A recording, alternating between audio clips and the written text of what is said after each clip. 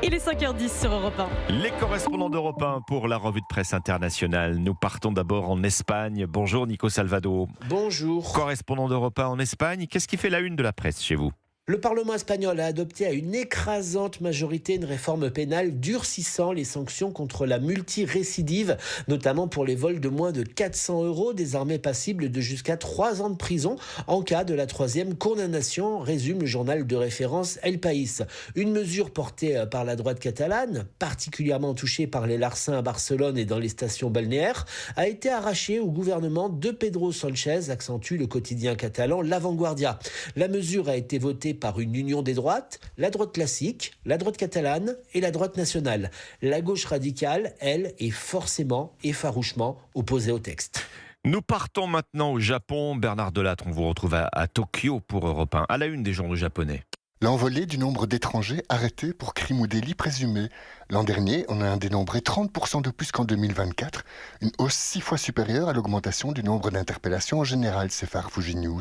Souvent, note le Japan Times, il ne s'agissait pas d'immigrés, mais de touristes ayant chapardé ou fraudé. Par exemple, en achetant puis revendant sous le manteau des produits détaxés qu'ils étaient censés ramener et utiliser dans leur pays.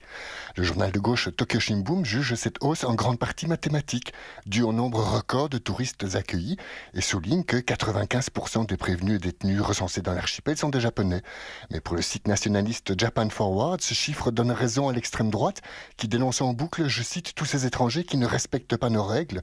En la matière, le Japon doit désormais privilégier non plus la coexistence harmonieuse, mais l'ordre public. Nous partons enfin en Égypte. Noura Abdelbasset, on vous retrouve au Caire pour Europe 1. De quoi parle la presse égyptienne ? Du grand musée égyptien encore une fois, mais pas pour ses trésors. El Ahram rapporte la fermeture d'un site frauduleux qui se faisait passer pour la billetterie officielle du musée.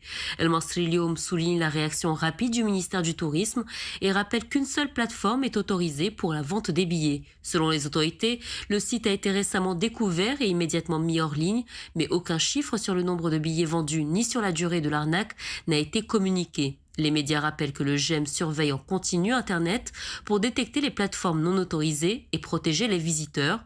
Pour le quotidien Watan, cette affaire illustre les nouveaux enjeux du tourisme égyptien à l'ère du numérique, où sécuriser les réservations en ligne devient aussi crucial que la sécurité à l'intérieur du musée. Noura Abdelbasset, correspondante d'Europe 1 en Égypte.